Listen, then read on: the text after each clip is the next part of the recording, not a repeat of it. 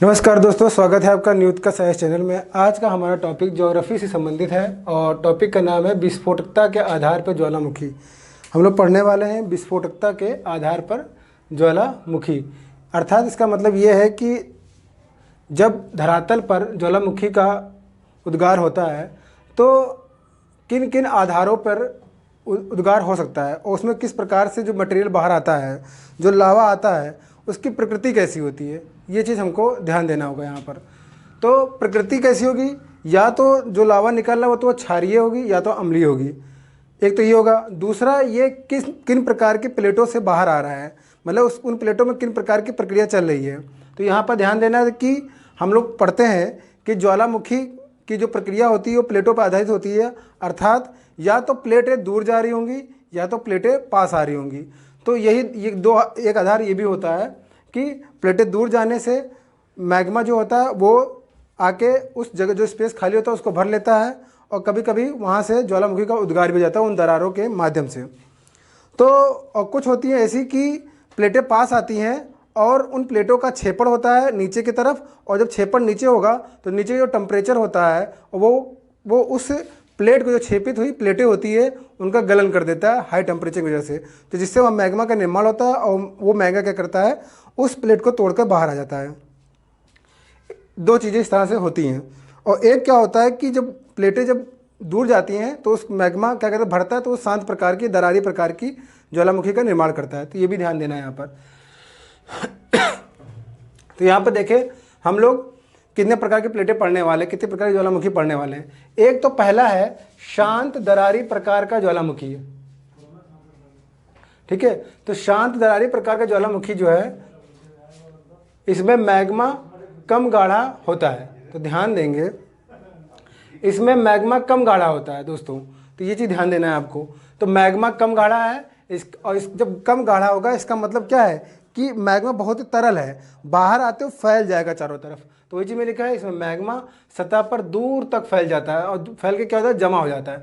तो ये किस प्रकार का ज्वालामुखी कहलाएगा, शांत दरारी प्रकार का। मतलब दरार तो है लेकिन इतनी तेज विस्फोट नहीं हो रहा है कि बहुत ऊपर तक लावा आ रहा है। क्या हो रहा है कि तरल है, और तरल जब ज़्यादा लिक्विड फॉर्म में होगा, कम गाढ़ा होगा, तो क्या होगा, फैल जाएगा। तो दूर तक जब फैल जाएगा तो वो विभिन्न प्रकार की संरचनाओं का निर्माण करेगा। और उस तरह का जब उदाहरण वो देखने की बात करते हैं तो देखेंगे बेसाल्ट चट्टान से निर्मित भारत का दक्कन का ट्रैप। तो भारत का जो दक्कन ट्रैप है, मतलब कि जो हम लोग दक्षिणी भारत पढ़ते हैं, हम लोग प्रायद्वीपीय भारत पढ़ते हैं, तो वहाँ पर दक्कन का पठार हम लोग पढ़ते हैं, उसी की बात करें तो उस प्रकार का जो दक्कन का ट्रैप हम लोग पढ़ते हैं वो शांत दरारी प्रकार का ज्वालामुखी से ही निर्मित है। तो ये चीज़ पहला बहुत ही इंपॉर्टेंट चीज़ आपको पता चली होगी। दूसरी चीज़ ये देखेंगे, यूएसए में कोलंबिया का स्नेक पठार। तो यूएसए में कोलंबिया का पठार हम लोग पढ़ते हैं, वहाँ पर एक स्नेक पठार नाम से भी है, वो भी हमारा शांत दरारी प्रकार का ज्वालामुखी से निर्मित संरचना है। ब्राज़ील का पराना का पठार, तो इस तरह से आप लोग पठार भी याद कर लेंगे। और दक्षिण अफ्रीका का ड्रेकेंसबर्ग का पठार, ये सब उदाहरण है शांत दरारी प्रकार का ज्वालामुखी है। नेक्स्ट जो है केंद्रीय विस्फोटक प्रकार का ज्वालामुखी। तो केंद्रीय विस्फोटक प्रकार का ज्वालामुखी क्या है, जब अम्लीय एवं गाढ़ा मैग्मा विस्फोट के साथ सतह पर आता है। अब देखिए यहाँ पर एक चीज़ पता चल रही है कि मैंने यहाँ बताया कि अम्लीय प्रकार का, ठीक है, अम्लीय प्रकार का गाढ़ा मैग्मा, मतलब कि अगर जो मैग्मा है अगर उसकी प्रकृति अम्लीय है तो वो गाढ़ा अधिक होगा, और गाढ़ा मैग्मा विस्फोट के साथ सतह पर जब आता है तो इसे केंद्रीय विस्फोटक प्रकार का ज्वालामुखी कहते हैं। ये बहुत ही खतरनाक होता है, या विनाशकारी ज्वालामुखी होता है, ठीक है। तो अम्लीयता जितनी ज़्यादा होगी वो ज़्यादा से ज़्यादा गाढ़ा होगा, और वो फोर्स बहुत तेज़ी से क्रिएट करता है और प्लेटें तोड़ के बाहर आता है और वो शंकु का निर्माण करता है। जब हम ज्वालामुखी का शेप देखते हैं, जैसे पर्वत होता है उसी तरह का शेप बन के आता है, तो वो क्या होता है, ज्वालामुखी होता है। तो इसमें मैग्मा सतह पर ना फैलकर शंकु का निर्माण करता है, तो केंद्रीय विस्फोटक ज्वालामुखी होता है। अब देखें यहाँ पे एक चीज़ मैं आपको बताना चाहता हूँ कि जो ये शांत दरारी प्रकार ज्वालामुखी होती है, इसमें अपसारी क्रिया चलती है दोस्तों।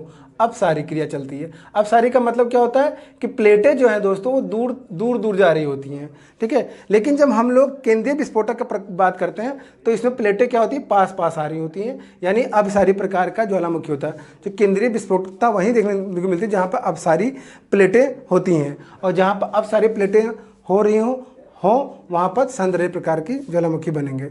अब देखें अपसारी पढ़ भी लेते हैं अभिसारी, ठीक है। अपसारी प्लेट सीमांत ज्वालामुखी क्या कहलाते हैं, शांत दरार, देखिए यहाँ पे लिखा भी है, शांत दरार प्रकार के ज्वालामुखी प्रक्रिया से महासागरों में कटकों का निर्माण होता है। तो महासागर के अंदर कटक का निर्माण होता है। कटक यानी कि जो जब प्लेटें दूर जाएंगे तो उसके बीच का स्थान जब भर लेगा तो वहाँ पर कटक का निर्माण हो जाएगा। जैसे मध्य अटलांटिक महासागर में जाएंगे जब हम लोग, तो मध्य अटलांटिक कटक में डॉल्फिन तथा चैलेंजर का कटक हमको देखने, यहाँ परीक्षा प्रश्न आता है मिलाने के लिए।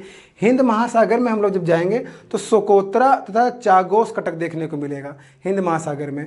और जब प्रशांत महासागर में देखेंगे तो हवाईयन तथा दक्षिणी होंशु कटक देखने को मिलेगा। तो इस प्रकार से कटकों का निर्माण होता है और कटक का निर्माण मैंने आपको बता ही दिया। अब देखते हैं नेक्स्ट, अभिसारी प्लेट समान ज्वालामुखी क्या होता है। इसमें क्या होता है, प्लेटों के आपसी टक्कर से, अब देखिए प्लेटें यहाँ पर नज़दीक आ रही हैं, मान लें कि अभिसारी हो गया, जैसे मैंने आपको बताया प्लेटों के आपसी टक्कर से महासागरीय प्लेट का गहराई में छेपड़ होता है। तो छेपड़ मतलब कि अंदर की तरफ जाती हैं, अंदर। वहीं छेपित प्लेटों के तापमान में वृद्धि से भूप्रपटी क्रस्ट का आंशिक गलन होता है। जब वो नीचे जाएंगे तो टेम्परेचर नीचे ज़्यादा होता है और वो क्या कहते हैं, उसको गला देंगी और कारण मैग्मा का निर्माण होता है, नीचे मैग्मा का निर्माण हो जाएगा। ठीक है, तो इस तरह से कि ये प्लेटें या आई, दो प्लेटें, एक प्लेट ये आई, प्लेट ये आई, दोनों टकराई और इसका अंदर की तरफ छेपड़ हुआ और जब अंदर की जो प्लेट जब जाएगी छेपित होगी तो गल जाएंगी, और क्योंकि प्लेटों के गलन से ही मैग्मा का निर्माण होता है। अब देखते हैं कि अम्लीयता और क्षारीयता के आधार पर ज्वालामुखी कैसे कैसे प्रकार के होते हैं, वो हम लोग देखेंगे। तो देखेंगे पिलियन तुल्य ज्वालामुखी क्या होते हैं। पिलियन तुल्य ज्वालामुखी वो होते हैं जिसमें मैग्मा अधिक चिपचिपा और अम्लीय होता है। चिपचिपा और अम्लीय, चिपचिपा ज़्यादा होगा यानी गाढ़ा होगा, और अम्लीय मतलब अगर अम्लीय है तो चिपचिपा ज़्यादा होगा। ठीक है, इस तरह के ज्वालामुखी कहाँ देखने को मिलते, पश्चिमी द्वीप समूह यानी कैरेबियन सागर में देखने को मिलते हैं। ये ज़्यादा विनाशकारी होते हैं। तो या पोजीशन भी आप याद रखेंगे, पश्चिमी द्वीप समूह कैरेबियन सागर यानी अटलांटिक महासागर में आपको देखने को मिलेगा। देखेंगे नेक्स्ट जो है वल्केनियन तुल्य ज्वालामुखी क्या होते हैं। इसमें क्या होता है, ये दोनों प्रकार के ज्वालामुखी यहाँ से निकलते हैं, मतलब अम्लीय भी और क्षारीय प्रकार के मैग्मा लावा के रूप में बाहर निकलते रहते हैं। ये अत्यधिक, यहाँ से क्या अत्यधिक गैस निकलती है और फूल गोभी के आकार के ज्वालामुखी के बादल उत्पन्न होते हैं। तो यहाँ देखिएगा जब विस्फोट होता है इसमें तो गैस बाहर ज़्यादा आती है, तो जो वातावरण होगा वो कैसा होगा, बादल का निर्माण होगा। ठीक है, और वो उस बादल का शेप कैसा होगा, फूल गोभी के समान होगा। तो ये वल्केनियन तुल्य ज्वालामुखी होते हैं। नेक्स्ट जो है स्ट्राम्बोली तुल्य ज्वालामुखी क्या होते हैं। इसमें सिलिका की मात्रा कम होती है, कम अम्लीय होता है। तो सिलिका की मात्रा भी कम होगी, कम अम्लीय होते हैं, विस्फोटक इसीलिए कम होते हैं ये। ठीक है ना, इसीलिए कम विस्फोटक भी होते हैं, इसको याद रखेंगे। हवाईयन तुल्य ज्वालामुखी क्या होते हैं, ये लावा कैसा होगा, तरल होगा और क्षारीय अधिक होगा। देखिए यहाँ पर दोस्तों, ठीक है ना, तो लावा तरल है और क्षारीय अधिक, मतलब क्षारीय मतलब क्षारीयता जब बढ़ती है तो लावा कैसा होता है, तरल हो जाता है। जब अम्लीय बढ़ती है तो लावा क्या होता है, गाढ़ा हो जाता है। तो लावा तरल होगा, क्षारीय होगा और विस्फोटक कम होगा, इसमें विस्फोटकता कम होती है। हवाईयन तुल्य में भी देखेंगे कहाँ पर विस्फोटकता ज़्यादा, कहाँ पर कम है। तो देखेंगे पिलियन तुल्य में ज़्यादा विस्फोटक हो रहा है। ठीक है, विषुव तुल्य में क्या होगा, इसमें भी गैसों की अधिकता होती है और बादल का आकार फूल गोभी के तरह होता है। तो यहाँ पर भी होता है, यानी हम कह सकते हैं कि विषुव और वल्केनियन प्रकार के ज्वालामुखी एक जैसे दिखते हैं। तो देखिए कुछ डायग्राम मैंने बनाया है, तो देखेंगे ये देखिए जो है प्लेट, और प्लेट के ऊपर काला काला मैग्मा जम गया, लावा आ गया ऊपर, तो तरल के रूप में पूरी प्लेट पूरे ऊपर धरातल पर जमा हो गया है, तो यहाँ से निकला है। तो ये दरारी प्रकार का ज्वालामुखी उदाहरण है। यहाँ पर देखिए हवाईयन तुल्य प्रकार का, हवाईयन तुल्य में लावा तरल और क्षारीय तो फैल जाता है दूर, मतलब कि बहुत ज़्यादा विस्फोट कम होता है, विस्फोट देखने को नहीं मिलेगा, तो हवाईयन तुल्य हो गया। ये देखिए पिलियन तुल्य है, जिसमें देखिए बादल का निर्माण हो रहा है। स्ट्राम्बोली में हल्का सा ऊपर की तरफ ज्वालामुखी उठेगा लेकिन बादल नहीं बनेगा। ठीक है, यहाँ पर स्ट्राम्बोली है। वल्केनियन में देखिए ऊपर हल्का हल्का बादल बनता है। ठीक है, ये वल्केनियन प्रकार का है, वल्केनियन। ठीक है ना, फूल गोभी के आकार का ज्वालामुखी उत्पन्न, बादल रूपी ज्वालामुखी उत्पन्न होता है, यानी कि बादल के रूप में जब ज्वालामुखी विस्फोट होगा तो ऊपर बादल का निर्माण, देखिए बादल का निर्माण हो रहा है, वो वल्केनियन प्रकार का है। विषुवीयस में भी देखिए बादल बन जाएगा, इसमें बादल कुछ ज़्यादा ही बनते हैं और चौड़ाई में बनते हैं। ये विषुवीयस प्रकार का जो मैंने आपको बताया, यहाँ पर गैसों की मात्रा बहुत होती है, गैस बहुत ज़्यादा बाहर आ जाते हैं, पूरे ज्वालामुखी पर छा जाते हैं बिल्कुल से। और ये देखिए पिलियन तुल्य में भी ज्वालामुखी जो विस्फोट होता है, इसमें भी क्या होता है कि आपका बादल बन जाएगा, बादल का निर्माण होता है साइड से।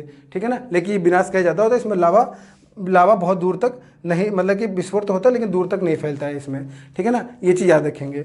ये पीलन प्रकार के ज्वालामुखी होते हैं, हालांकि इसमें बादलों का निर्माण होता है, ठीक है ना। तो इस प्रकार से हमने देखा कि विस्फोटकता के आधार पर कितने प्रकार के ज्वालामुखी होते हैं। और यहाँ पे याद रखेंगे, मैं 2 चीज़ बता देना चाहता हूँ आपसे इम्पोर्टेंट, कि अपसारी से और अपसारी से दोनों के अलग अलग प्रकार हैं और दोनों से अलग अलग प्रकार के ज्वालामुखी निर्मित होते हैं। तो यहाँ पर ये इंपॉर्टेंट है, जब प्लेटें दूर जा रही हों, जब प्लेटें पास आ रही हों, तो किस प्रकार के ज्वालामुखी बनेंगे, तो ये चीज़ देखेंगे आप लोग। तो उम्मीद करता हूँ कि वीडियो आपको काफ़ी पसंद आया होगा, इसलिए इस वीडियो को अधिक से अधिक लाइक करें, शेयर करें, सब्सक्राइब करें। आज के लिए इतना ही, धन्यवाद।